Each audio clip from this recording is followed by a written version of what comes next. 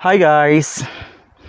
So, etong post na ito ng Eyewitness ay merong nag-share na isang Pulangaw content creator ko, no? Dahil nga si Atom Araulio ang naandito, talagang iisipin natin, triggered pa rin ang mga Pulangaw kay Atom. Matagal na yung issue ni Atom, ilang araw na ang nakakalipas. Pero naman kasi, sayang, 'di ba? Para sa mga Pulangaw na ito, sayang. Wala kasi silang masyadong mai-content.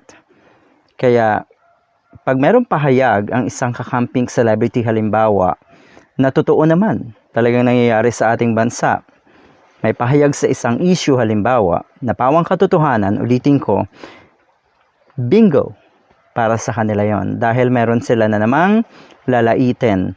Meron na naman silang aalipustahin at ibabash. At syempre, chance na naman itong mga Pulangaw, content creators na magmarunong. Yun naman eh. Yun ang sistema ng kanilang buhay eh. Magmaang-maangan at magmarunong. 'Di ba? Yung iba sa kanila ay okay lang na magtanga-tangahan. Basta nga naman may kita sa social media. Kakaiba rin ha.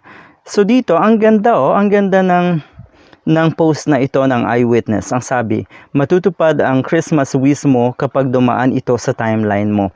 Yung tipong, oo nga, 'di ba? Lahat naman tayo meron tayong karapatan kung ano ang gusto nating mangyari, lalo na po ngayong Kapaskuhan. Okay? So sana, etong mga Pulangaw, isipin din nila yung magandang wish para sa sarili nila at iwaglit muna yung wish nila para sa ibang tao katulad ni Atom Araulio na hindi maganda. Matindi mag-wish ng hindi maganda itong mga Pulangaw. Abay, paano yun? Sabi dito, ang wish ko dapat ilagay mo sa lugar ang pagiging reklamador.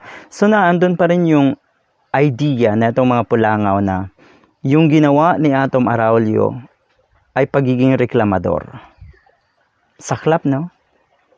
Basta may makitang totoo, basta may nagpahayag ng katotohanan, tatawagin na itong mga Pulangaw na reklamador. Hindi po reklamo yon. Pagiging concern yon ni Atom Araulio sa ating mga kababayan. Nakikita ko nga yung totoong pagmamahal ni Atom Araulio sa ating bansa. Kumpara sa inyong mga Pulangaw na sa tingin ko, ang minamahal nyo lang ay yung idolo nyo.